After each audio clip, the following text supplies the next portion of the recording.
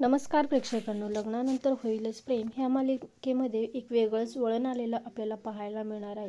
विक्रम आणि माननीमध्ये दिवसेंदिवस भांडण वाढतच चाललेलं आहे आणि दोघेजण एकमेकांना समजून घेण्याचा प्रयत्न करत नाही. तर माननी विक्रमला म्हणत असते, तुम्हाला एक दिवस ह्याचा पश्चाताप नक्की होईल आणि तुम्हाला नंदिनीची माफी मागावीच लागणार आहे. त्या दोघांमध्ये भांडण पाहून नंदिनीला फार वाईट वाटतं आणि त्यांच्या जुन्या आठवणी तिला आठवायला लागतात. ह्या दोघांमध्ये किती प्रेम होतं, एकमेकांना किती समजून घेत होते. आता ह्या दोघांच्या नात्यामध्ये काय होऊन बसले. जीवा आणि पार्थला सुद्धा तसंच वाटायला लागतं आणि नेमकं घरामध्ये काय चाललंय हे त्यांना कळत नाही.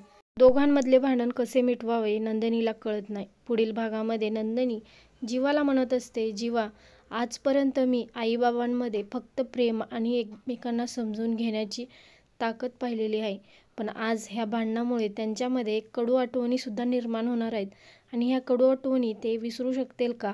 तर इकडे रम्या हॉलमध्ये एकटीच असते आणि तिथे नंदिनी आणि काव्य असतात. त्या दोघींना पाहून रम्या म्हणत असते, एक ना एक दिवस घर सोडून जावंच लागणार आहे. यावरती काव्या मात्र फार चिडलेली असते आणि काव्या म्हणते, ह्या रम्याला आणि तिच्या आईला मी आता धडा शिकवल्याशिवाय गप्प बसणार नाहीत आहे.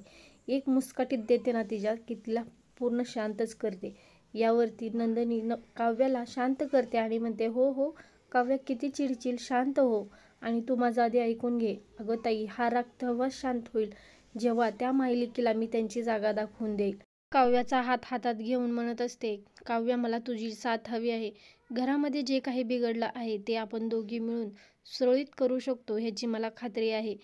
फक्त एवढंच की माझी पद्धत असेल आणि तुझी ॲक्शन असेल. जर तुझी ॲक्शन माझ्या पद्धतीला मिळाली तर त्या दोघींना आपण चांगलाच धडा शिकवू शकतो. तर दोघी बहिणी एकत्र आलेल्या आहेत आणि आता हे वादळ मायलेकी थांबवू शकतील का.